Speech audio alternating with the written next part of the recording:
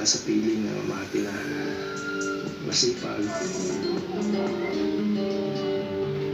responsable, maganda.